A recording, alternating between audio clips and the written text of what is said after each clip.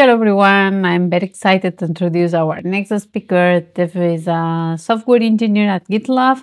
Previous to her current role, she contributed to the Kubernetes SIG and multi-tenancy product as a LFX intern and has participated also in the Google Summer of Code.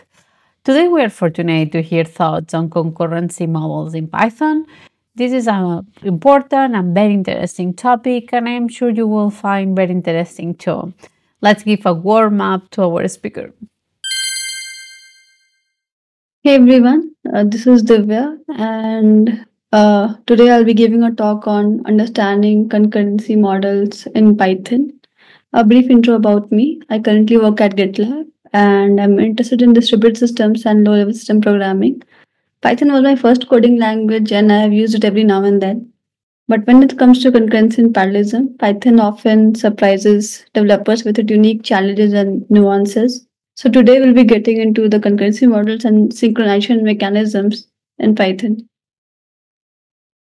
So here's the brief agenda. We will explore what concurrency is and how it helps in getting multiple tasks at the same time. We will learn how the global interpreter locks affect threading, and we'll discuss when to use threading, multiprocessing, and async IO, and we'll look what are these in the talk later. And we'll take a quick look at how lock prevents data corruption and what conditional variable and semaphore is. So concurrency is when multiple tasks can run in overlapping periods. It is an illusion of multiple tasks running parallel because of a very fast context switching by the CPU. Just to note that the two tasks can't run at the same time in a single core CPU. This is where the context switching comes into the picture. Parallelism is when tasks actually run in parallel in multiple CPU. So, coming to the difference between concurrency and parallelism, we can say concurrency focuses on managing multiple tasks efficiently with one resource.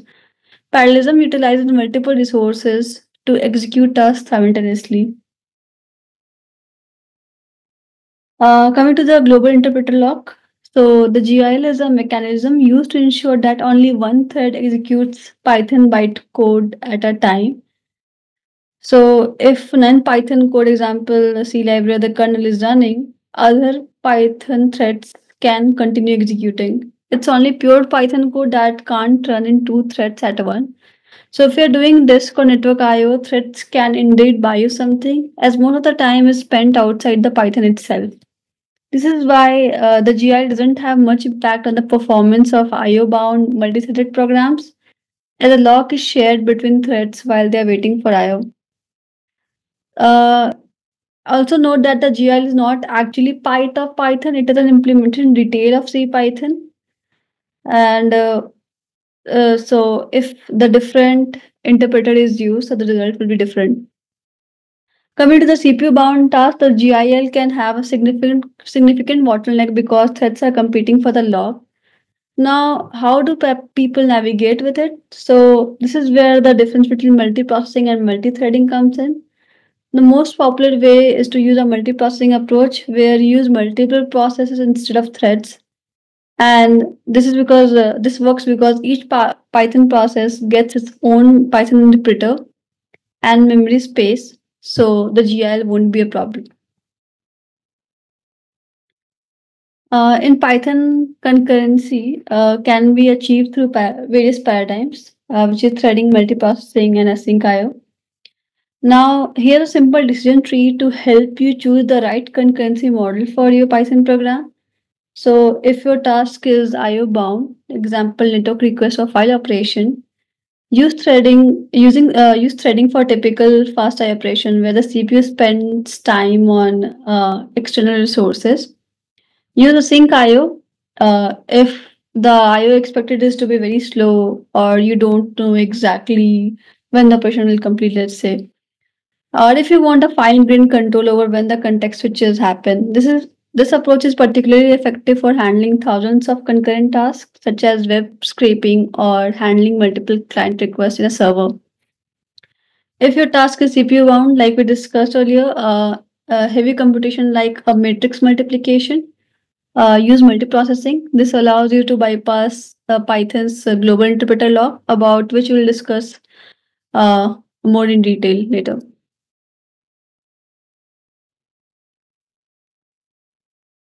Now we will go through various synchronization primitives provided by the threading module. Here we use a acquire method to obtain the lock, and before accessing the shared resource, which is just denoted by this print statement.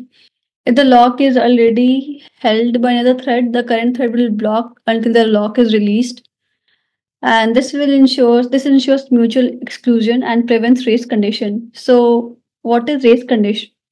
It's a situation where two or more threads have access to the same data and both try to update it simultaneously. And finally, we have a try finally block guarantees that the lock is released even if an exception occurs.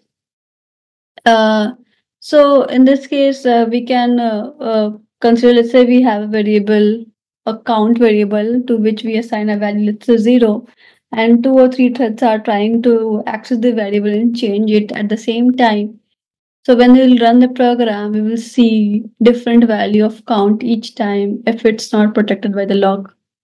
So without the lock, two different threads could access the shared resource simultaneously, leading to a potential data corruption. Now we have conditional variables, which allow one or more threads to wait for a specific condition before proceeding. So in this example, with this with condition block, would check whether it acquires the lock or not. The worker thread waits on the condition using condition wait, releasing the lock temporarily. It resumes only when the notifier calls notify all. So the output will be that the after running the thread is this particular statement will get printed first, which is waiting for condition, and then while the condition is waiting, the lock will get released and it will get acquired by this notifier thread, and then it will print this statement notifying all threads. Once it notifies, the lock will again the wait will again get the lock, and then this particular statement condition met proceeding will get printed. So conditional variables are particularly useful when the thread needs to wait for an event or change state before continuing its execution. This prevents busy waiting and ensure efficient use of resources. Now let's look at semaphore. So semaphores control access to a shared resource by maintaining a count. So here we are launching 5 threads, and but only 3 of them can enter the critical section, which is here in the with semaphore block. If more than 3 threads attempt to access the resource, the additional threads will block and wait until a slot becomes available. This is useful for managing a pool of limited resources like database connections or file handles. Now we'll take a quick look at this example to understand how async IO handles IO bound tasks. So we define fetch data as an asynchronous function using async def. It simulates a network request using async IO sleep, which pauses the function without blocking the entire program. While the fetch data task is waiting, we can continue doing other work, demonstrating non-blocking behavior. Finally, we use run method to start the event loop and execute the synchronous code. This way, async IO allows us to handle IO bound tasks concurrently without blocking, making it idle for network requests, database queries, or any operation that involves waiting for external resources. So the thread pool executor and process pool executor, what is the difference and what is the use case for them? So the thread pool executor and process pool executor classes from the concurrent futures module provide convenient abstraction for threading and multiprocessing. Thread pool executor, this class is designed for running IO bound tasks using a pool of worker threads. Threads are lightweight and share the same memory space, making them efficient for tasks like network request and file IO, like we discussed earlier. Process pool executor, this class is better suited for CPU bound tasks as it creates separate processes that run independently. Each process has its own memory space, which bypasses the global interpreter lock and allowing true parallel execution. Now we have this executor, this submit method. This method schedules a function to be executed by a thread or process pool that returns a future object, returning the result of the function. Now this method will block until a future completes and return a result. So I think this is all that I had, and we have covered the various synchronization patterns here, and hopefully it will be helpful for everyone. Thanks, everyone.